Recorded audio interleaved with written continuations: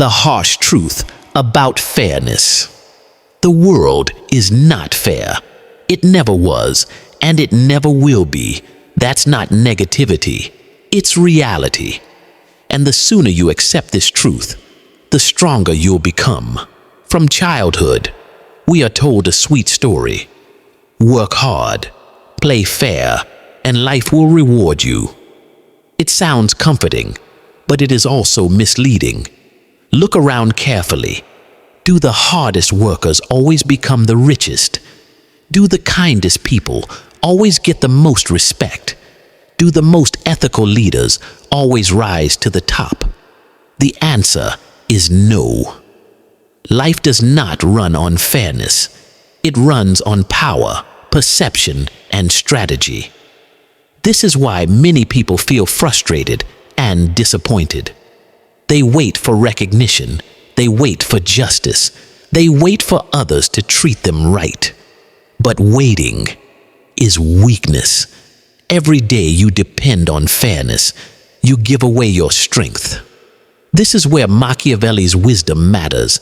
He didn't write about how the world should work. He explained how it actually works. He observed that human beings are selfish, inconsistent, and driven by fear, desire, and ambition. His ideas may sound harsh, but they are brutally true, and those who accept this truth always have an advantage over those who live in illusions. Depending on fairness is dangerous. It makes you predictable, emotional, and easy to manipulate. If you expect life to treat you fairly, you are setting yourself up for disappointment. Because fairness is not a rule of the universe, it is only a story we tell ourselves. So here's the shift you must make. Stop asking, why isn't life fair to me? Start asking, how can I win even if life is unfair? Write it in the comments if this resonates with you. Strength over fairness. In the next part, we'll go deeper into why fairness is a weak illusion and how it secretly keeps people powerless. Fairness is a weak illusion. Believing in fairness feels good. It gives comfort. It makes you think that your hard work will always pay off, that loyalty will always be rewarded, and that justice will always protect you. But in reality, this belief is nothing more than a weak illusion. When you depend on fairness, you hand control of your future to other people. You stop being the master of your life and start living like a servant of circumstances. You expect others to see your value. You expect systems to protect you. And you expect loyalty in return for your kindness. But when these expectations collapse, you feel betrayed, angry, and broken. This is exactly why most people remain powerless. Their emotions are tied to fairness. When life is unfair, they fall apart. When people betray them, they lose control. When rewards don't come, they stop moving forward. They fail because they live in a dream, not in reality. Machiavelli warned about this centuries ago. He said that people are often deceived because they want to be deceived. They want to believe in justice, honesty, and fairness, even when reality proves otherwise. That desire blinds them, and in their blindness, they become victims of those who see clearly. Ask yourself, how many times did you do the right thing but got nothing in return? How many times did someone less deserving take the reward you worked for? How many times did loyalty, honesty, or kindness fail to protect you? These moments hurt, but they also reveal the truth. Fairness is not the law of life. Capability and strategy are. So what's the solution? Stop expecting fairness and start depending on yourself. Build competence so strong that no one can deny your value. Train your mind to be resilient when life disappoints you. Instead of waiting for justice, create your own advantage. Instead of hoping for loyalty, prepare for betrayal. Instead of complaining, adapt and respond with strength. Fairness keeps people soft. Reality makes people strong. And those who grow strong by accepting reality are the ones who rise, while others keep waiting for justice that never comes. In the next part, we'll uncover the truth about human nature, why people are not as loyal, honest, or rational as you think, and how understanding this gives you a powerful edge. Understanding human nature for power. Most people make the same mistake. They assume others will be fair, loyal, and rational. They believe that if they act with honesty, people will return the same. If they give loyalty, others will stay loyal too. But this belief is one of the biggest traps in life. Machiavelli understood something most people ignore. Human nature is not loyal, not consistent, not rational. People act based on self-interest. They stay loyal when it benefits them. They are honest when honesty is convenient. They are fair when fairness protects their image. Beyond that, their decisions are shaped by fear, greed, desire, and ambition. This is why betrayal always surprises those who expect loyalty. This is why corruption shocks those who believe in fairness. And this is why disappointment destroys those who think the world runs on honesty. They expect too much from human beings, and when reality strikes, they collapse. But if you learn to understand people as they truly are, you gain a massive advantage. You stop being shocked by betrayal because you expect it. You stop being hurt by dishonesty because you know it's part of the game.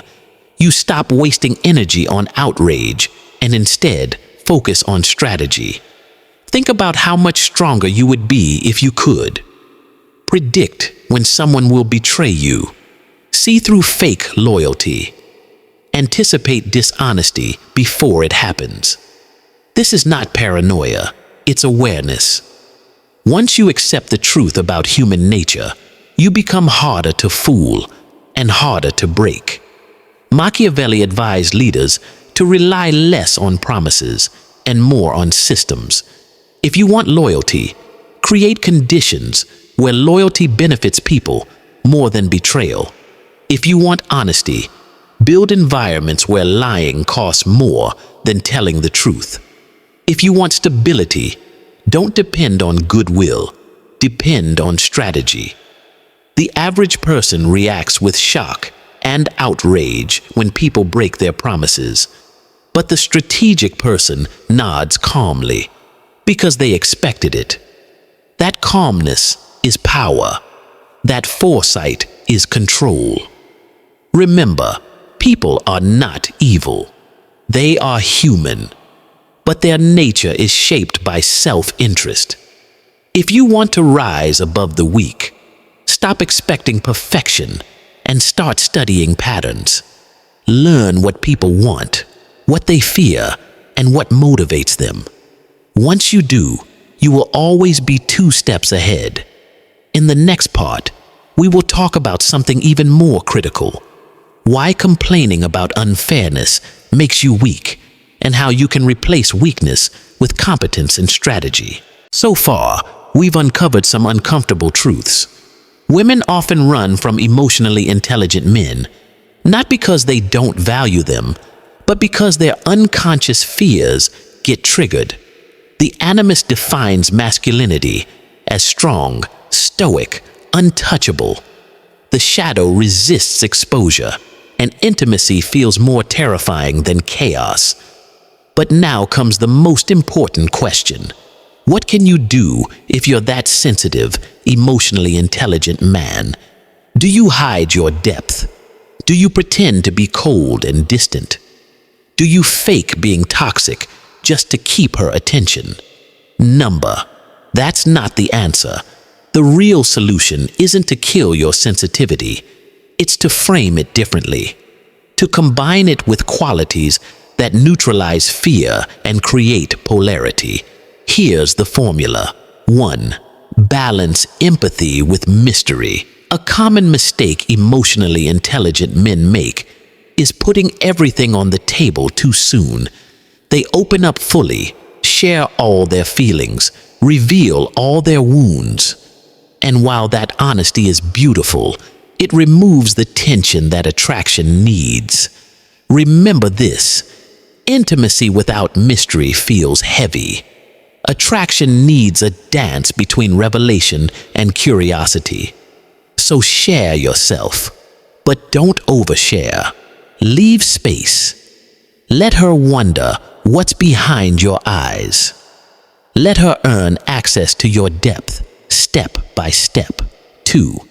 Pair sensitivity with strength. Emotional intelligence doesn't mean fragility, it means awareness. Show that you can feel deeply, but also that you can act decisively. Show her that you can cry at a movie, but also stand firm in your boundaries. That combination, vulnerability plus strength, creates safety, and safety dissolves her unconscious fear. Jung himself said, "The paradox is one of our most valuable spiritual possessions." You don't have to be either sensitive or strong. You have to be both. 3. Lead the emotional dance. Women don't fear emotions themselves. They fear being drowned by them. If your sensitivity makes you spiral, lose control, or depend on her for regulation, she'll run. But if you can navigate emotions calmly, your own and hers, suddenly your sensitivity feels like leadership. It feels like presence. Instead of too intense, you become grounding. Instead of too much, you become irresistible. 4. Keep polarity alive. Here's the hard truth. Empathy alone doesn't create desire. It creates comfort. And comfort without polarity feels like friendship. To maintain attraction, you need masculine polarity, the energy of direction, presence, and purpose. When she feels your mission in life, when she sees you moving towards something bigger than both of you, your sensitivity stops feeling like weakness and starts feeling like depth. Don't chase validation finally. Never use your sensitivity as a tool to be liked. Women sense when your vulnerability is a performance. Real magnetism comes when you're grounded in who you are, when your emotional intelligence is an extension of your strength, not a plea for approval. Because here's the truth: women aren't really afraid of emotionally intelligent men. They're afraid of the mirror those men hold up. But when that mirror also reflects stability, direction, and mystery, the fear transforms into admiration, and the admiration into desire. So stop asking yourself, why don't women want good men? The real question is, how can I be both good and magnetic? Because once you master that balance, you're no longer the man women run from. You're the man they can't walk away from, even if they try.